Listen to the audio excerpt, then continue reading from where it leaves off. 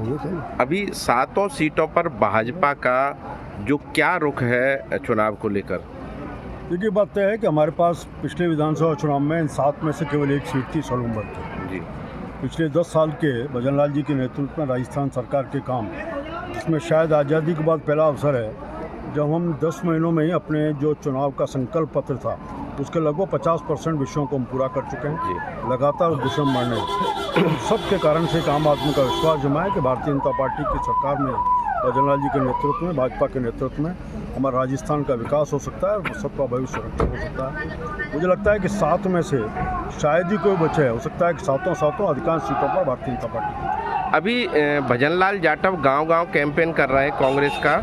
वो ये कह रहे हैं कि हिंदू मुसलमान बीजेपी कर रही है और इन्हीं दलों की जो चढ़ाई बारात चढ़ती है उसे नहीं चढ़ने देते और मंदिरों में नहीं घुसने देते। मैं तो भजनलाल जी से पूछना चाहता हूँ, जब खुद मंत्री भी थे और विधायक भी थे, उनके खुद के क्षेत्र में जिस प्रकार का तांडव हुआ, वहाँ अनुसूचित जाति के लोगों के साथ लगातार पुलिस ने अत्याचार किए और विषयों को हम उठाते रहे।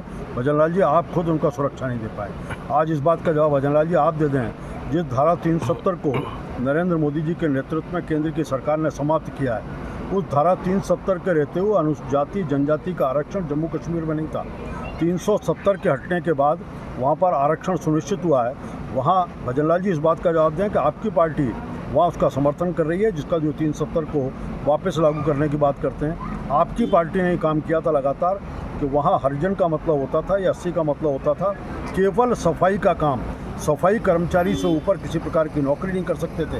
नरेंद्र मोदी और भारतीय जनता पार्टी ने उनके भविष्य को सुनिश्चित करने का काम किया। इसका जवाब दे दें तभी जमीन पर आकर बात। कांग्रेस प्रत्याशी आर्यन खान लगातार क्षेत्र में कह रहे हैं कि बेरोजगारी, जो राजस्थान में बेरोजगारी बढ़ रही है, उसी के कारण साइबर ठगी और गौकसी और गौ तस्करी बढ़ी है। आर्यन खान को ध्यान रखना चाहिए कि आप लगातार इस प्रकार की साइबर ठगी को आप प्रोटेक्शन देते रहे या गौकशी को प्रोटेक्शन देने का काम किया, जिसको भारतीय जनता पार्टी की सरकार आने के बाद कमर को तोड़ने का काम हुआ है। प्रभावी कार्रवाई शुरू हुई है।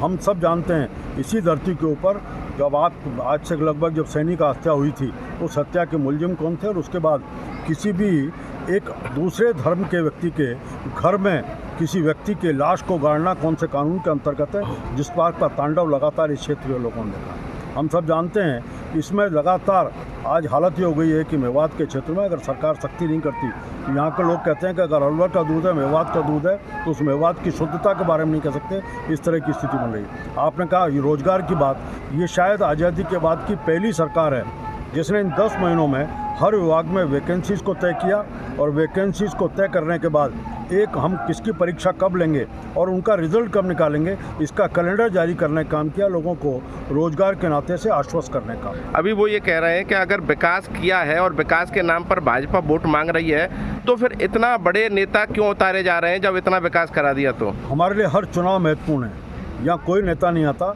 भारतीय जनता पार्टी का कार्यकर्ता अपनी पार्टी के लिए जहाँ ज़रूरत होती है पहुँचता है और पार्टी के लिए ही वोट मांगने का काम करता है।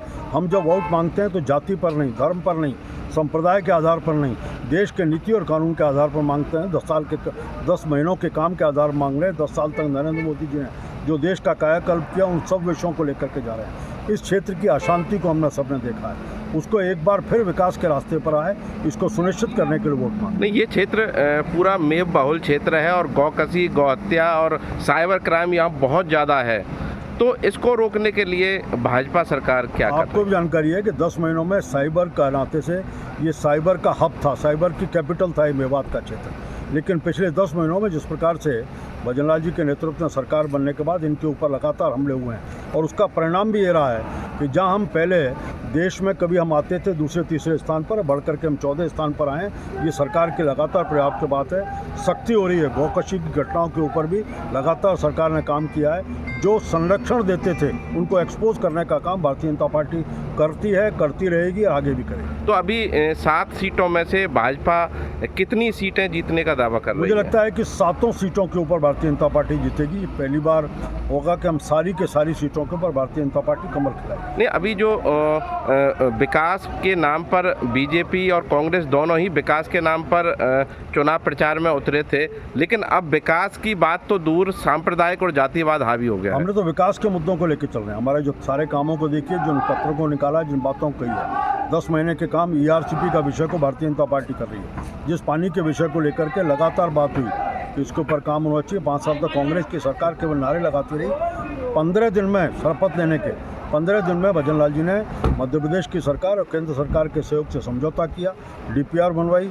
DPI में कई सारे जिले नहीं जुड़ रहे थे, कुछ बांध नहीं जुड़ रहे थे, उनको भी बांध बना करके हम नीचे तक किसानों के लिए जहाँ सिंचाई का पानी और पेयजल का पानी दोनों को उपलब्ध करा सकें, इसका एक पूरा रोड मैप बनाकर काम खड़ा किया है। तो भारतीय जनता पार्टी ने किया, कांग्रेस ने नहीं। एक लास्ट सवाल, कांग्रेस नेता ये कह रहे हैं कि मुख्यमंत्री जिस क्षेत्र में उपचुनाव है उसी क्षेत्र में आए थे और स्वाफा बनवा के गए थे, लेकिन अभी तक ERCP की एक बूंद पानी यहाँ क्षेत्र में नहीं है। ये तो ERCP कोई ऐसा विषय नहीं है, ERCP ऐसा विषय नहीं है इस विषय के ऊपर तुरंत को 15 दिन में पानी आएगा। आपने बातें की, सरकार ने केंद्र में समझौता किया, DPR बन के तैयार हुई है।